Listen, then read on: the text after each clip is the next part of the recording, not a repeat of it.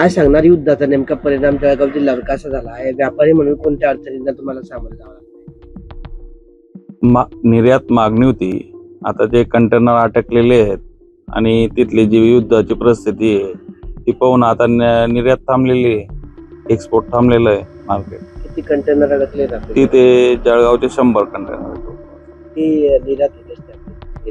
इथून 10-15 कंटेनर जात आहेत जळगाव जिल्ह्यात. भावावर पण काही परिणाम झाला आहे? भावावर निश्चित परिणाम झालेला आहे. 2500 रेट होता, आता 1500-1600 चालू. व्यापारी म्हणून तुम्हाला काय अडचण होते? व्यापारी म्हणजे इथून एक्सपोर्ट आता जे चालू होतं, मागणी होती, शेतकऱ्यांना पण रेट भेटत होते, 2 पैसे व्यापाऱ्याला मिळत होते, पैसे रेग्युलर येत. याची निर्यात ठप्प झाली पूर्णपणे. हा, पूर्ण झालेली म्हणजे आता डोमेस्टिक आहे, आता 2-3 दिवसात समजेल. आता नाव भूषण पाटील.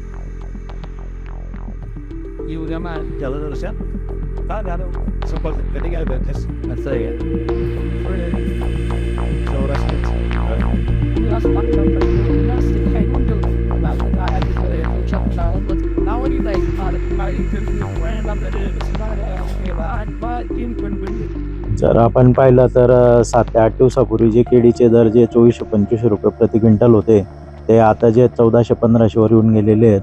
खूप मोठा आर्थिक फटका जो आहे तो शेतकऱ्यांना बसतोय. रमजान महिना असल्यामुळे जे केळीचे दर चांगले राहतील अशी अपेक्षा होती, परंतु हे जे सडनली 8 दिवसामध्ये जे की भाव खूप कमी होऊन गेलेले आहेत. शेतकरी अडचणीत सापडलेला, केळी उत्पादक शेतकरी. ती या रमजान महिन्यामध्ये समजा बघितली ही केळी निर्यात होत्या.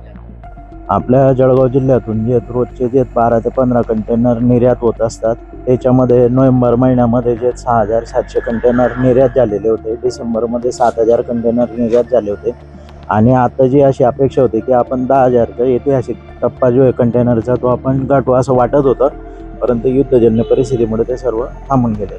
भावावर पण काही फरक पडला? भावावरती खूप मोठा फरक पडला ना, जवळपास म्हणजे 1000 रुपये प्रति क्विंटल जो आहे तो भाव कमी होऊन गेला. त्याच्या आधी तो 2400-2500 रुपये प्रति क्विंटल होता आणि आता जे 1400-1500 रुपये प्रति क्विंटल आहे.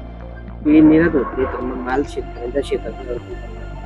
मग त्याच्यामध्ये देशांतर्गत मागणी आहे, पण मग व्यापारी पण जे ते त्यांचे पण पैसे त्यांना द्यायचे आहेत आम्हाला, तर ते पण थोडं त्यांना पण दास्ते बसून गेलेली आहे की तो माल काढायचा का नाही. नाव तुमचं? डॉक्टर सत्वशील गोकुळ पाटील, केळी उत्पादक शेतकरी, कठवा.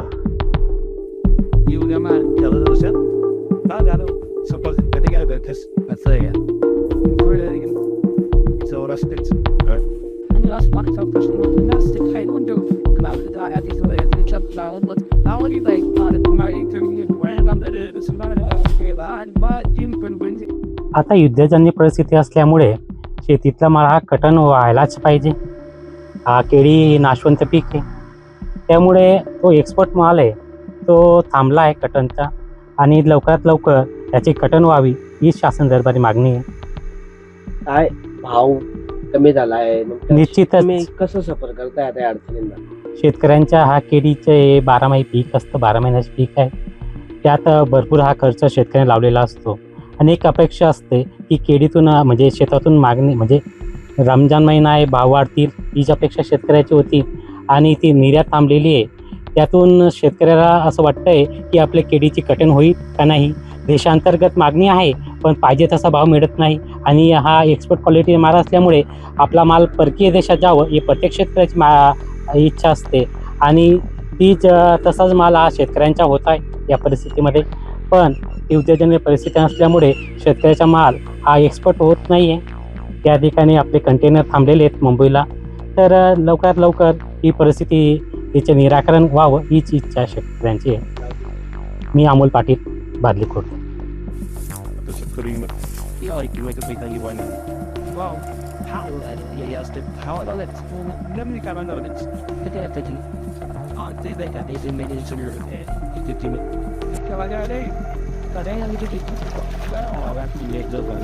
Kadang-kadang